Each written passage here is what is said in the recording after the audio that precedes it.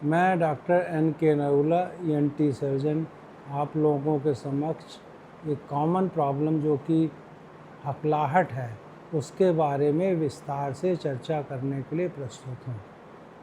हकलाहट का दिन 22 अक्टूबर को इंटरनेशनल स्टटरिंग डे के रूप में घोषित किया गया है। ये 1998 में इंग्लैंड और आयरलैंड में घोषित किया गया था। हकलाहट होती क्या है?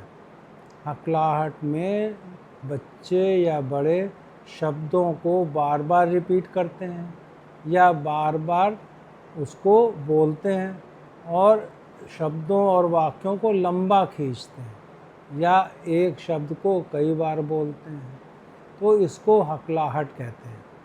इसको स्टटरिंग भी कहते हैं, इसको स्टैमरिंग भी कहते हैं। ये जो प्रॉब्लम है ये एक डिसेबिलिटी यूएसए में घोषित की गई है, यानी कि अपंगता।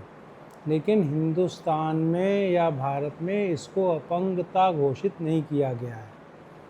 ये एक ऐसी प्रॉब्लम है जो बचपन से यूजुअली शुरू होती है, कभी कभी बड़ों में भी होती है।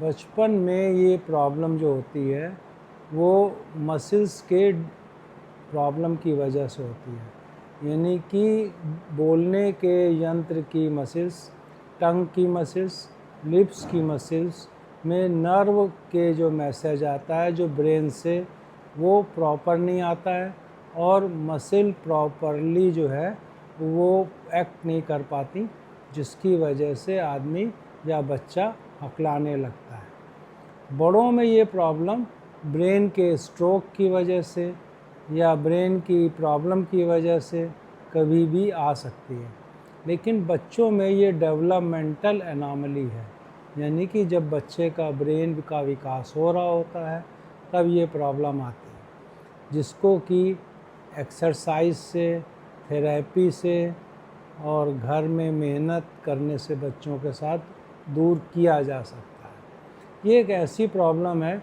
जो बीमारी में नहीं गिनी जाती, इसलिए इसका कोई दवा से इलाज संभव नहीं है। हाँ, अगर ब्रेन की प्रॉब्लम की वजह से बड़ों में ये प्रॉब्लम होती है तब इसमें दवाइयाँ दी जाती हैं। बच्चों में इसका दवा से कोई इलाज संभव नहीं है।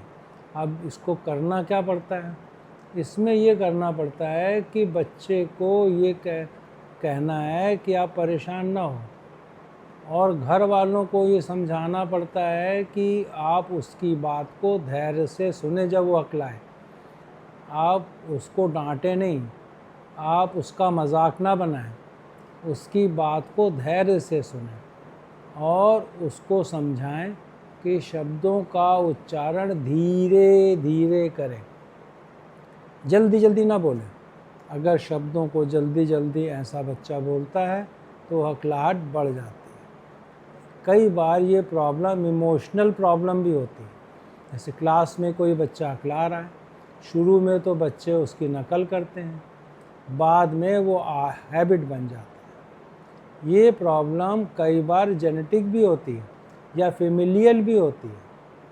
तीसरा, इस प्रॉब्लम के लिए बच्चे को कभी डांटना मारना नहीं चाहिए। इमोशनल प्रॉब्लम के लिए जब होता है तब बच्चे को उस बच्चों से दूर किया जाता है और उसको अलग से बैठ के समझाया जाता है। बच्चों से धीरे धीरे शब्द बुलवाने की प्रैक्टिस की जाती है और घर में भी शीशे के सामने उसको प्रैक्टिस कराई जाती है कि वो शब्दों का उच्चारण धीरे धीरे करे। उसको इमोशनली हर्ट नहीं किया जाता, उसको माहौल को कंफर्टेबल बनाया जाता है। उसको ये कहा जाता है कि हकलाने वाले बच्चे भी मेहनत करके ठीक होके ऊंचाइयों पे पहुंच सकते हैं।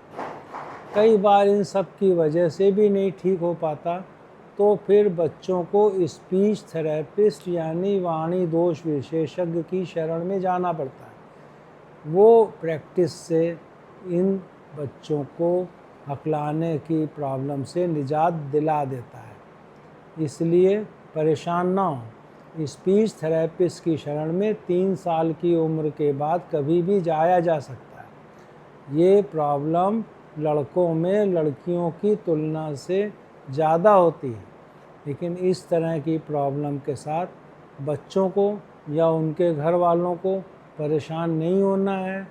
उनको बच्चों के साथ कंफर्टेबल होना है। प्रॉब्लम के लिए अगर ठीक ना कर पाएँ धीरे धीरे बोलकर, तो स्पीच थेरेपिस्ट की शरण में जाना है और उसको समझाना है कि मेहनत करो, ज़रूर ठीक होगे। उसको आप उदाहरण भी दे सकते हैं कि जैसे हमारे देश में एक ऋतिक रोशन साहब हैं जो फिल्म इंडस्ट्री में बहुत नाम कमाए हैं। वो भी बचपन में हकलाते थे, वो भी मेहनत करते थे, स्पीच थेरेपिस्ट की शरण में जाते थे, सवेरे 4:30 बजे उठ के प्रैक्टिस करते थे और वो ठीक हो गए और उन्होंने हिंदुस्तान में नाम कमाया। ऐसे ही एक इंग्लैंड के भूतपूर्व प्रधानमंत्री चर्चिल साहब हुआ करते थे। उन्होंने भी इस प्रॉब्लम पे विजय पाके इंग्लैंड के प्रधानमंत्री के रूप में भी अपना कार्यकाल पूरा किया। ऐसे यूएसए के भूतपूर्व राष्ट्रपति जो बाइडेन भी इस प्रॉब्लम से पीड़ित थे। उस पर विजय प्राप्त करके उन्होंने संसार के पावरफुल राष्ट्रपतियों में अपना नाम बनाया। इस तरह बच्चों को उदाहरण दे के उनका कॉन्फिडेंस जिताया जाता है, जिससे कि वो परेशान ना हो, समाज में हीन भावना से ग्रस्त ना हो। ये वीडियो इसलिए बनाया जा रहा है कि 22 अक्टूबर को अंतर्राष्ट्रीय हकलाहट दिवस है, जो संसार के हकलाने वाले बच्चों को मानसिक रूप से तैयार करने के लिए ही घोषित किया गया है। मैं भी ये वीडियो हकलाने वाले बच्चों को समर्पित करता हूँ और कोशिश ये करूँगा कि उनको ये बता सकूँ कि आप परेशान ना हो, हीन भावना से ग्रस्त ना हो और समाज में अच्छा जीवन जी सकें। धन्यवाद।